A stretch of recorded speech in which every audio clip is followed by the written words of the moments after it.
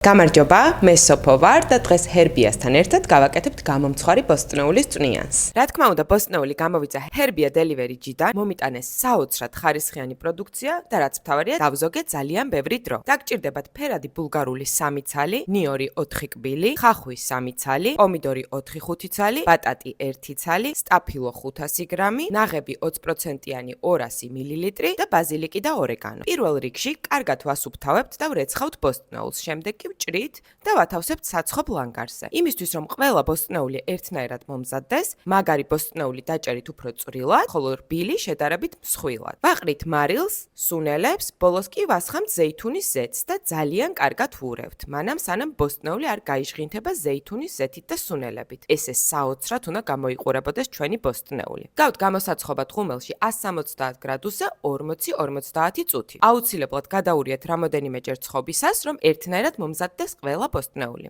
როდესაც კარგად დარბილდება ყველაფერი, ესე იგი მზად არის. გადაგვაქვს გამომცხვარი ბოსტნეული ქვაფში და ვიწყებთ დაბლენდერებას. როდესაც მასა შესქელდება, ვიწყებთ მდუღარე წყლის დამატებას ნელ-ნელა. ვამატებთ ეტაპობრივად და თან ძალიან კარგად ვაბლენდერებთ. როდესაც მასა გაერთიანდება, ვამატებთ ნაღებს, გემოვნებით მარილს და დაღერღილ წიწაკას, ისევ ვურევთ კარგად გაერთიანებამდე, ბოლოს კი ვდგავთ გაზზე და ვადუღებთ 1-2 წუთი. როდესაც მასა ადუღდება, წვნიანი მზად არის, გადმოგვაქვს სასურველ ჭურჭელში, ვასხამთ ცოტა ნაღებს და ვაყრით წითელ წიწაკას გემოვნები. ძალიან გემრიელი, ვიტამინებით სავსე წვნიანიც მზად არის. გემრიელად მიირთვით!